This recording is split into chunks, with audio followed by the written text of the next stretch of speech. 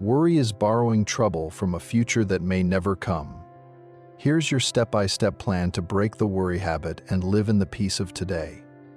That feeling in your chest, the thoughts that loop and won't stop, the what-ifs that keep you awake at night. Worry feels like being stuck on a hamster wheel. You're running hard, but going nowhere. Here's the truth. Worry has never solved a single problem. It only steals your today for a tomorrow that may never happen. This isn't about never feeling concern again. It's about breaking free from the prison of constant worry. It's about learning to handle life's uncertainties without letting them handle you. Welcome to your practical guide to a calmer mind. Let's begin. Chapter 1. Understanding the worry machine. Your brain has a worry department. Its original job was to keep you safe by imagining dangers. In ancient times, this was helpful. What if that shadow is a predator? But today, your worry department is overworked. It now worries about emails, money, relationships, and things that haven't happened yet. Worry feels productive because it's thinking about problems. But there's a big difference between problem solving and worrying. Problem solving looks for solutions. Worrying just imagines problems. Here's how to tell them apart.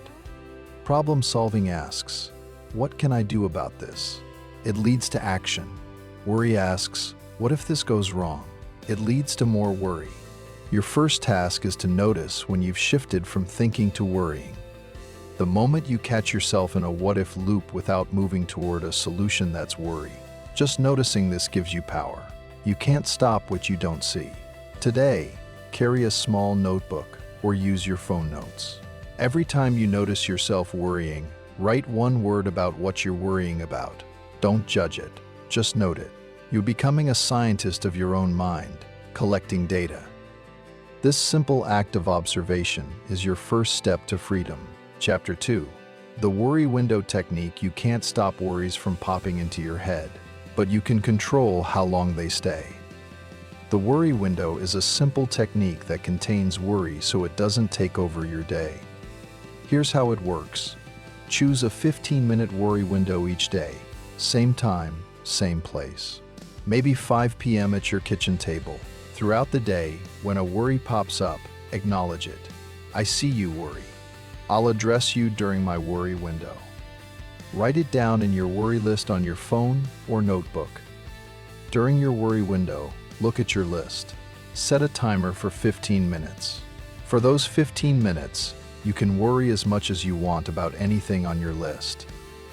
When the timer goes off, worry time is over. Close your notebook. Move on with your evening. This technique does two powerful things. First, it teaches your brain that there's a time and place for worry, and the rest of the day is worry-free. Second, you'll often find that when you look at your worries during your appointed time, they seem smaller, or you've already solved them, or you realize they're not worth the energy. Most worries can't survive being scheduled. They thrive on spontaneous attention. Take away their spontaneity, and you take away their power. Chapter 3. The 3-question filter. When a worry appears, don't just entertain it. Interrogate it. Run every worry through these 3 questions. Question 1. Is this my problem to solve? Many worries are about things outside our control. Other people's choices, world events, the past. If it's not your problem to solve, acknowledge it and let it go. You wouldn't try to solve a neighbor's plumbing issue through your own kitchen wall. Don't try to solve problems that aren't yours. Question 2. Is this happening right now? Worry is almost always about the future.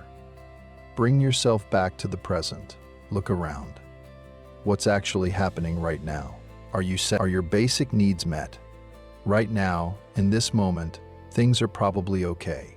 The future is imagination. The present is real. Question 3. What's the next small step? If the worry is yours and action is needed, ask this.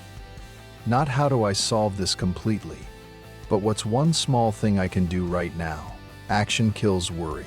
Even a tiny action, making a phone call, researching one thing, writing one email, breaks the worry cycle. Write these 3 questions on a card or save them on your phone. When worry strikes, pull them out.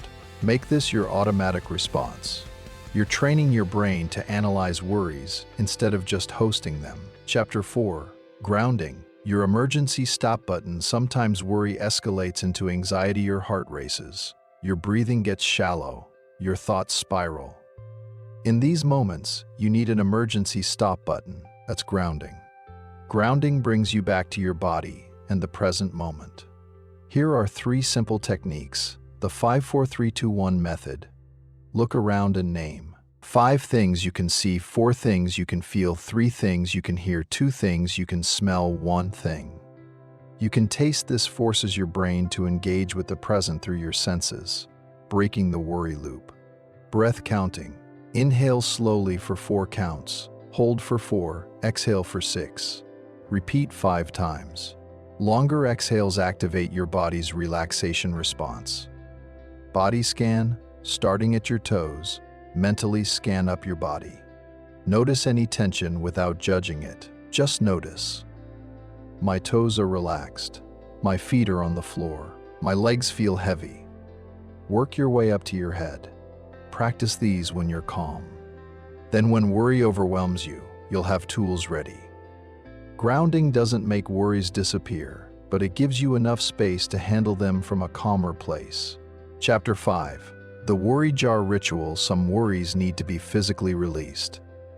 The worry jar is a tangible way to let go. Find a jar or box. Decorate it if you like. Keep small pieces of paper and a pen nearby. When a worry feels sticky, it won't leave. Even after using your techniques, write it down. I'm worried about the medical test results.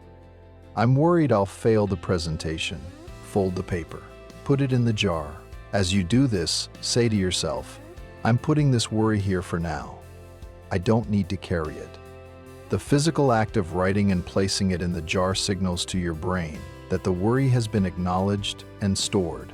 It's not gone, but it's contained.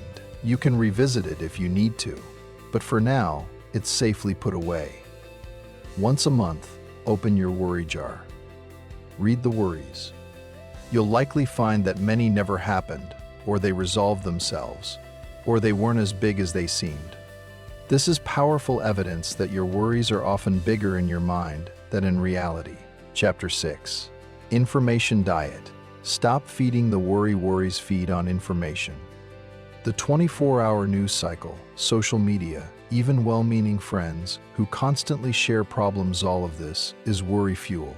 You need an information diet. Be selective about what you consume. Limit news consumption. Check news once a day for 15 minutes, not all day. Choose reliable sources, not sensational ones. Curate your social media. Unfollow accounts that make you anxious. Mute topics that trigger worry. Your feed should inspire or inform, not frighten.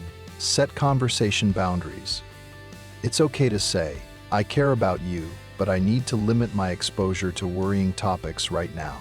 You can support people without absorbing their anxiety. Replace worry content with calm content. Listen to music instead of news.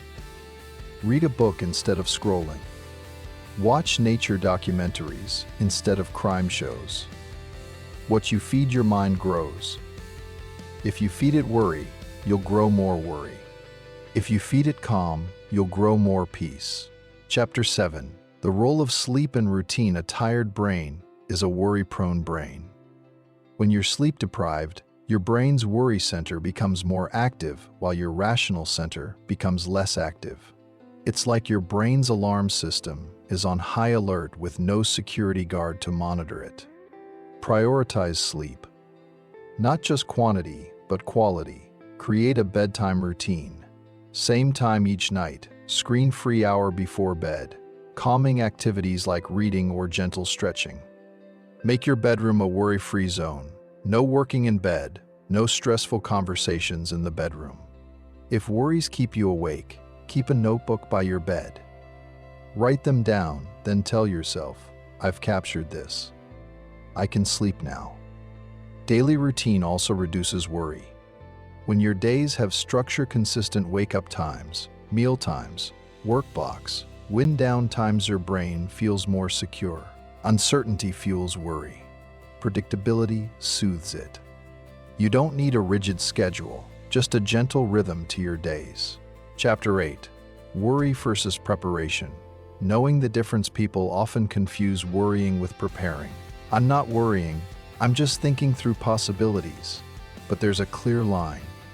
Preparation looks like researching facts, making plans, gathering resources, practicing skills, taking concrete steps. Worry looks like imagining worst-case scenarios, repeating the same thoughts, feeling anxious without acting, asking what if, without answering what then.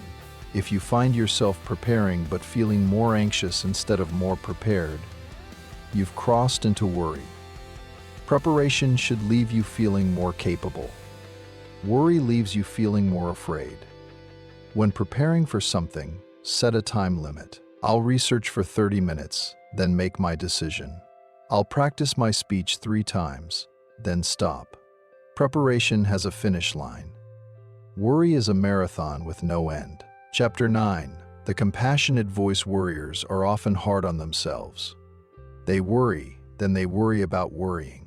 Why can't I stop? What's wrong with me? This adds a second layer of suffering. Replace the critical voice with a compassionate one. Talk to yourself as you would talk to a worried friend. Instead of stop being so anxious. This is stupid. Try, I'm having a worried thought. That's okay. Many people feel this way. This feeling will pass. Instead of I should be stronger than this. Try, it makes sense. I'm worried given the situation. I'm doing my best. Self-compassion doesn't make worries worse. Research shows it actually reduces anxiety.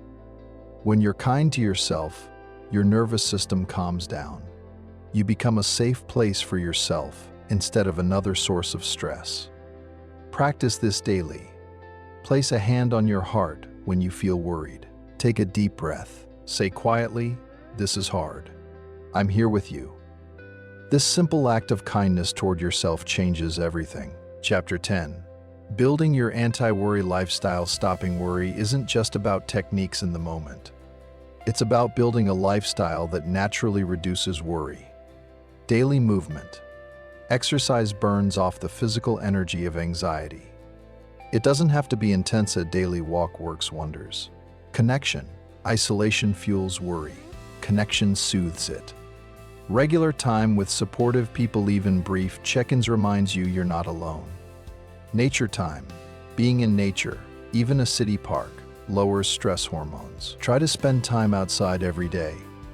Meaningful engagement. When you're absorbed in something you care about, a project, a hobby, helping others, you have less mental space for worry. Gratitude practice. Each day, note 3 things you're grateful for. This trains your brain to look for what's good, not just what might go wrong. These aren't quick fixes. They're long-term investments in a calmer mind. Like building a strong house that can weather storms, you're building a resilient mind that can handle life's uncertainties without constant worry. Chapter 11. When to seek help. Some worry is normal. But if worry consumes hours of your day, interferes with work or relationships, causes physical symptoms, insomnia, digestive issues, constant tension, feels uncontrollable no matter what you try, it might be time for professional help. Therapists can provide tools specifically tailored to you. Sometimes medication can help reset your brain's chemistry. Asking for help isn't weakness, it's wisdom. Think of it this way. If you had persistent physical pain, you'd see a doctor. Persistent mental pain deserves the same care. You don't have to white-knuckle your way through constant worry. Support is available. Chapter 12. Your personal worry reduction plan. Let's create your simple plan.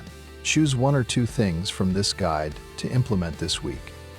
Maybe it's starting a worry window, practicing the 3 questions, implementing a better sleep routine. Write it down. This week, I will practice when I notice myself worrying. Next week, add 1 more tool. Go slowly. This isn't about perfection. It's about progress.